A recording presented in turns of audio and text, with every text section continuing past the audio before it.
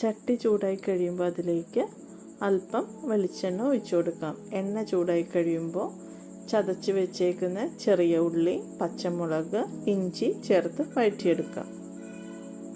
മീൻ തിളപ്പിക്കുമ്പോൾ ചെറിയ ഉള്ളി തന്നെ ചേർക്കുന്നതാണ് കൂടുതൽ ടേസ്റ്റ്. ഇത് ശരിക്കൊന്ന് വഴറ്റിയെടുത്തിട്ട് അതിലേക്ക് ഒരു 1/2 ടീസ്പൂൺ മഞ്ഞൾപ്പൊടിയും 1 ടേബിൾ സ്പൂൺ മുളക് പൊടിയും ചേർത്ത് നമുക്ക് വഴറ്റാം. ഇനി ഇതിലേക്ക് അരിഞ്ഞു വെച്ചേക്കുന്ന തക്കാളി ചേർത്ത് കൊടുക്കാം.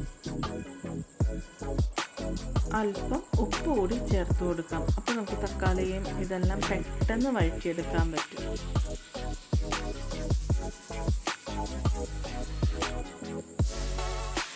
ഇതെല്ലാം കൂടി ഇളക്കിയിട്ട് കറിവേപ്പില ഇട്ട് കൊടുക്കാം.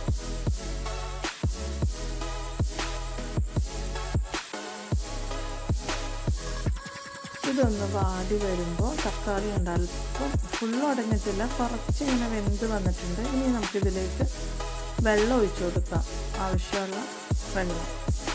ഇനി വെള്ളം ശരിക്കും തിളക്കണം. തിളച്ചതിന് ശേഷം നമുക്ക് കഴുകി വൃത്തിയാക്കിയ മീൻ ചേർത്ത് കൊടുക്കാം.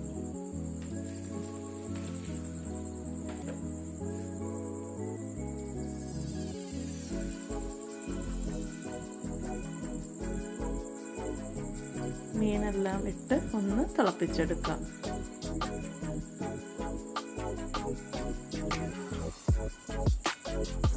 അങ്ങനെ നമ്മുടെ മീൻ തിളപ്പിച്ചത് റെഡി ആയിട്ടുണ്ട്.